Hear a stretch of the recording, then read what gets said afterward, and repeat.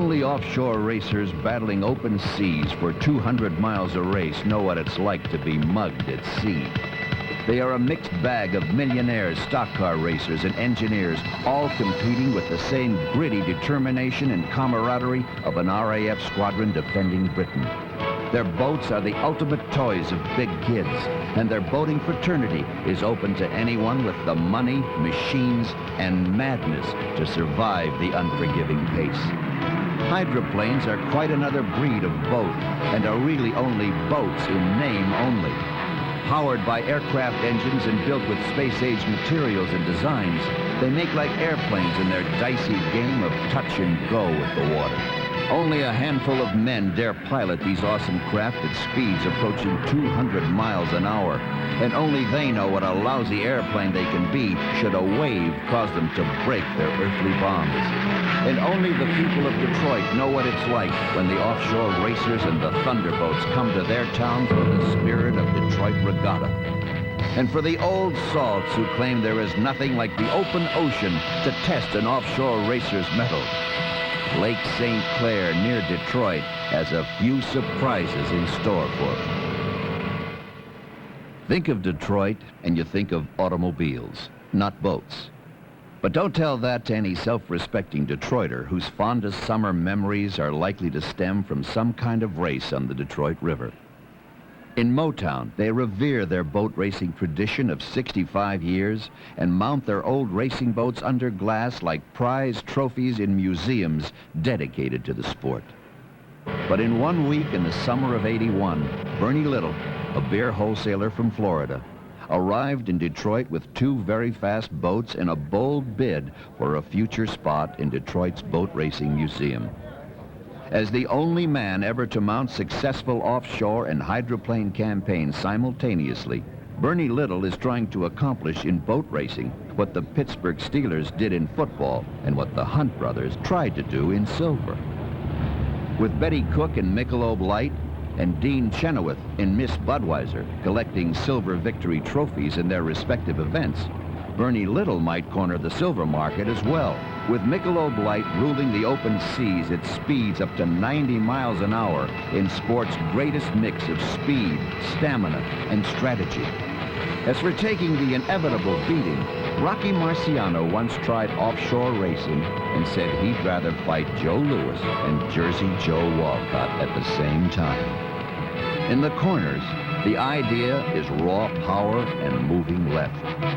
That's why Bernie Little scavenged the country for some of the most powerful aircraft engines ever made and mounted them in Miss Budweiser slightly to the left in a radical design that allows her to accelerate in the turns. On the Detroit River and all the other hydroplane courses, Bernie Little's left-handed Miss Budweiser can go straight ahead and to the left, faster than any other boat and as consistently as Eric Heiden on ice.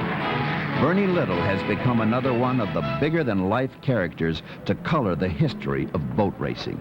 We're going to make an attempt in a few minutes to break the world record. The pioneer in this racing tradition was Gar Wood. He was to boats what Howard Hughes was to airplanes. He was the first man to build and race a boat past the speed barrier of 100 miles per hour. In the 20s and 30s, he defeated the British so many times for the prestigious Harmsworth Trophy. They thought he was John Paul Jones reincarnate. In reality, he was the inventor of the hydraulic lift and the father of the dump truck. He parlayed a 50-cent piece of pipe and a bottle of glycerin into a $50 million fortune. But Gar Wood's all-consuming passion was boats. He personally introduced Franklin Delano Roosevelt to his idea of building a fast and highly maneuverable warship for the Navy, which later evolved into the PT boat of World War II. When this year's fleet of thunderboats arrived in Detroit, their only resemblance to Gar Wood's racing boats were round steering wheels. Instead of 4 automobile engines, most of these boats are powered by World War II Rolls-Royce aircraft engines. Oddly enough, they don't have as much horsepower as Gar Wood's boats of the 30s, but they don't need it. These boats are designed to fly across the top of the water, not push through it like their predecessors. In a race and in flight, only the space of a man's handkerchief touches the water at any one time. Your ears will tell you that this is not the sound of any surplus engine out of some ancient Spitfire. It is a jet turbine engine used in today's Chinook jet helicopters. It is a new breed of hydroplane and a bold experiment which unexpectedly went awry last year when it literally took off and gave driver John Walters the dubious honor of a solo flight in a hydroplane.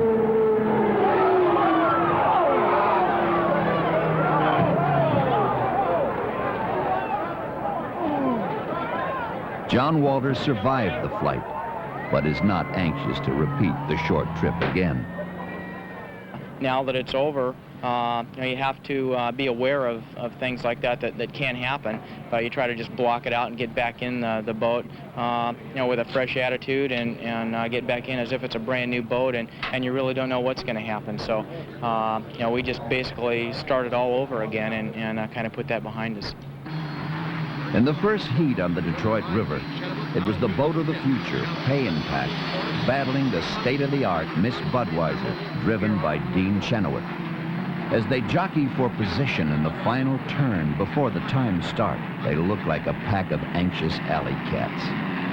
Out of the wall of white water in Geyser's Old Faithful, Dean Chenoweth demonstrates how he won 3 national championships by doggedly taking the inside lane and hitting the start at full throttle.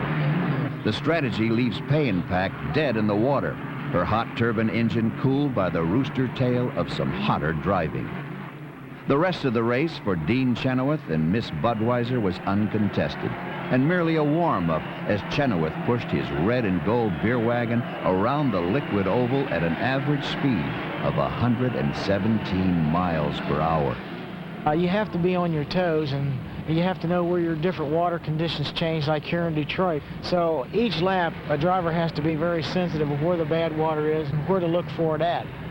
Chenoweth learned some of his racing tricks from this wily Kentuckian and Thunderbolt legend, Wild Bill Cantrell. Wild Bill raced until the tender age of 61 and won every race in the circuit at least once with his white-knuckle driving and reckless flying starts like the one that swamped the field in 63. Well, their boats, I say, they're about running around 70, 80 mile an hour. They'd gotten in there early. They'd started good, but they got in there early and saw they were going to jump the gun, and so they had to back off. And, of course, I just kept on going. I had it made, and, of course, when I hit the line, why, there was a lot of water flying, and that was just too bad. Taking the start wide and in the outside lane is the trademark of Bill Muncy in Atlas Van Lines, the driver with the most victories in the history of the sport. In his Atlas Van Lines hydroplane, he won the first heat convincingly, but gave a thumbs down to the deteriorating water conditions on the course. A stiff breeze out of the south has raised a noticeable chop on the Detroit River, slowing the boats and causing some of the drivers like Muncy to suggest a delay in the race. The wind continues, but so does the racing until the field is pared down to the 5 finalists and the run for the money.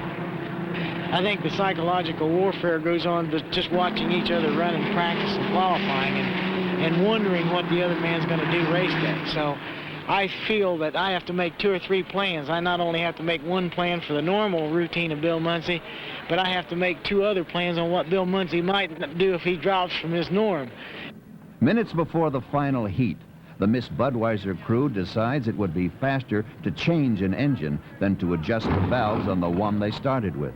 They've made the switch in less than 18 minutes before, and they travel with a complement of 8 spare Rolls-Royce Griffin engines. They don't make these vintage airplane engines anymore, and some of the other teams jealously accuse Bernie Little of collecting all that still exists and having more than the Royal Air Force. When it comes to drivers, there are no spares. Veteran Bill Muncy has learned over the years how to pace himself and his boats for the final heat. Dean Chenoweth takes a more physical approach to the sport. He trains with the Florida State football team, runs daily, and is a respectable marathoner for his age group.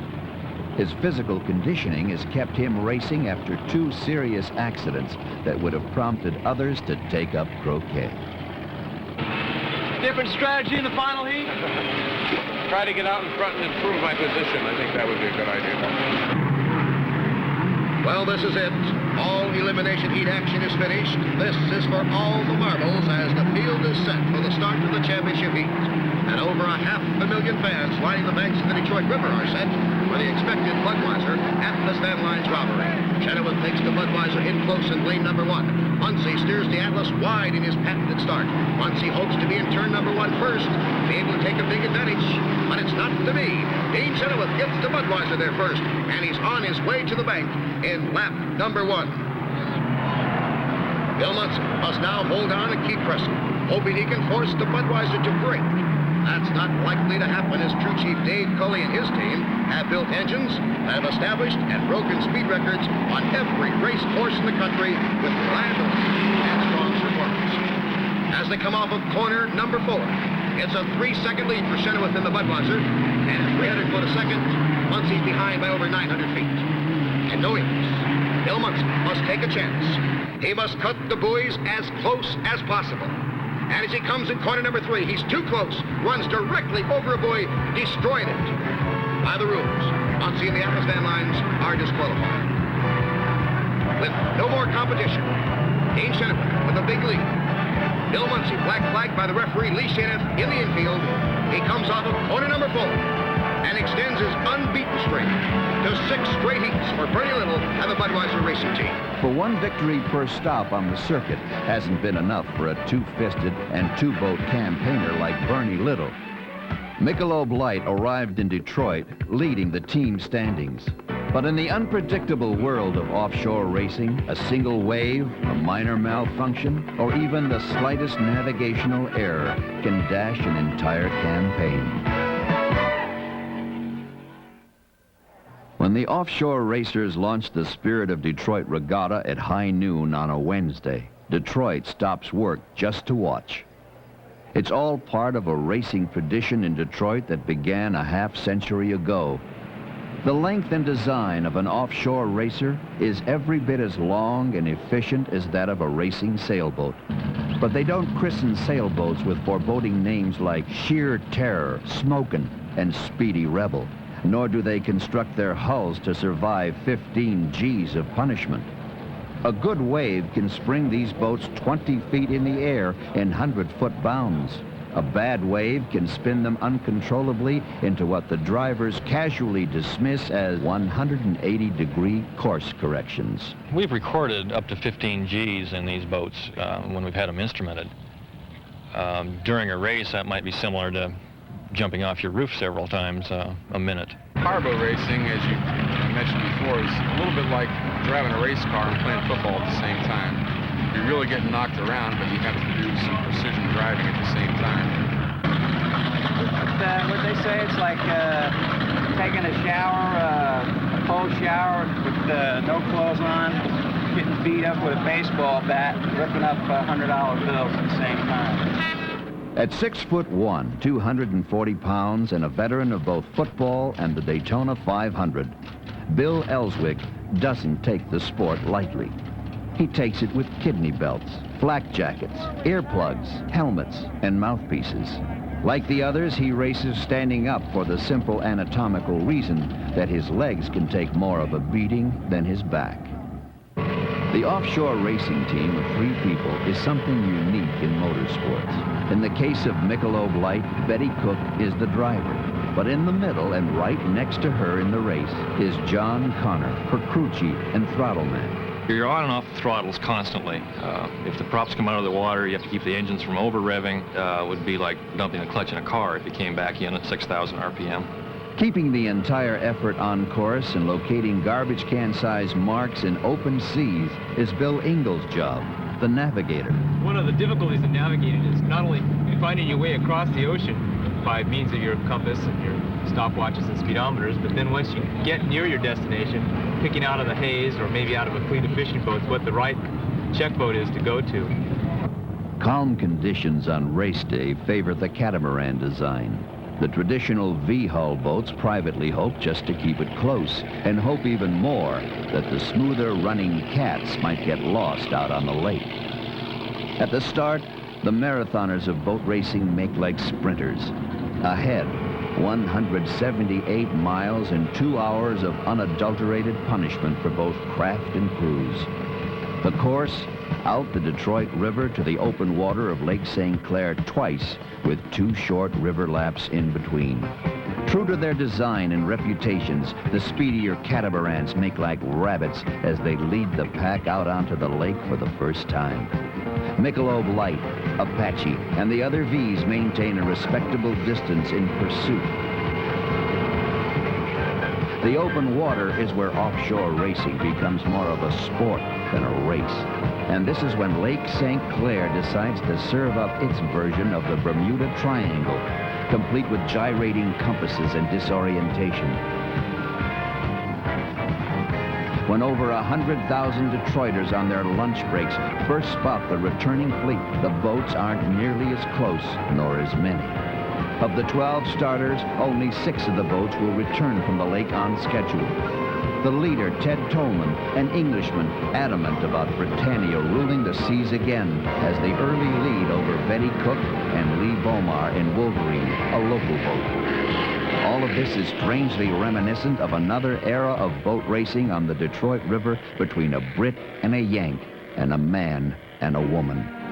The year 1928, the man Gar Wood, the legendary gray fox of American power boating. The British challenger, Miss Marion Barbara Carstairs, a woman famous for her wartime exploits as an ambulance driver on the battlefields of France. But as a racer on the Detroit River, she was the casualty. Her boat sank, and with it, $250,000 she had sunk into the project. 53 years later, and only a half a minute behind the Englishman, Betty Cook driving Michelob Light is neither a sinker nor a swimmer. She's a winner. This amazing 58-year-old grandmother is the smallest, oldest, and only woman in unlimited offshore racing. Quite a contrast to her boating activities of only 2 years ago. First boat was a 27-foot Chris Craft. It was a cabin cruiser, had a galley, had a head, had bunks, but I was never allowed to drive it. But once Betty turned from boating to racing, most of her male competitors didn't take her seriously until she won her first race in 1977. She proved that was no fluke by going on to win the national championship despite breaking her ribs. She still wears the commemorative gold victory necklace lest anyone forget her accomplishments at the expense of some of the good old boys' pride. 2 years ago, when Betty Cook first raced in Detroit, she had to go through a narrow arch of the Belle Isle Bridge 2 abreast with another boat at 80 miles per hour. She won the race. After 2 river laps, the 2 catamarans, the Tolman Group, and Wolverine still have an advantage over Betty Cook. And some of the stragglers begin to emerge from the Bermuda Triangle for the first time, a full lap behind the leaders. The plot thickens a bit with the weather. Visibility is reduced for the final lake lap, and a little more character is added to the water and the race. This is when state-of-the-art racing machines are at the mercy of basic navigation skills and a simple stopwatch, especially as they head for the most distant checkpoint out on the Canadian side of the lake. The leaders, including the local boat Wolverine, head east-northeast, and the others follow. But Betty Cook continues east-southeast, straight on course. Navigator Bill Ingle remembers the magnetic disturbance in the area that temporarily disables his compass. He keeps her on course by looking back at their wake and makes the appropriate course corrections. Not until they discover their stopwatch has jammed does the leader, the Tolman Group, discover they have missed checkpoint number 6. It cost them an extra 20 miles to make up for their mistake. The confusion and excitement out on the lake spreads to the spectators in downtown Detroit as a solo boat approaches. The word spreads that it is Lee Bomar in Wolverine, the hometown favorite. Wolverine crosses the line first, the apparent victor, causing a stir amongst the crowd. but not with the official holding the checkered flag. A report from checkpoint number 6 indicates that Wolverine and several other boats have missed the mark and have been disqualified. Offshore racing is a sport that demands accuracy and durability as well as speed. Coming home alone and on one engine, Betty Cook and her crew chief, John Connor, nurse Michelob Light up the river. They have made all their marks. Bill Ingold will not see the finish. He is flat on his belly in the bow, giving ballast to their crippled craft in a race where survival is often more important than raw speed. When Betty Cook finally crosses the finish line, the officials aren't as reluctant with the checkered flag. Appropriately, it is Bill Ingold, the navigator, who proudly accepts the checkered flag for the crew in a race where only 4 of 12 starters will complete the entire course. What's going to be disqualified? Well, what happened is when we came out of the Detroit River and headed across here towards the Thames, all the other boats, with the exception of a couple, headed off way off to the left. They were heading out this direction, and we were following our compass heading exactly, and we figured they just ended up in here because after we turned the boat, we were there with only 2 other boats. We started heading north. All the other boats showed up later on up by the wrong mark coming in from out in the lake. So they must have been I'd say that's a good 5 miles off the coast. Betty Cook's victory in Detroit puts her far ahead of the good old boys in the season's point standings and gives Bernie Little his 2nd straight offshore victory in Detroit for Michelob Light.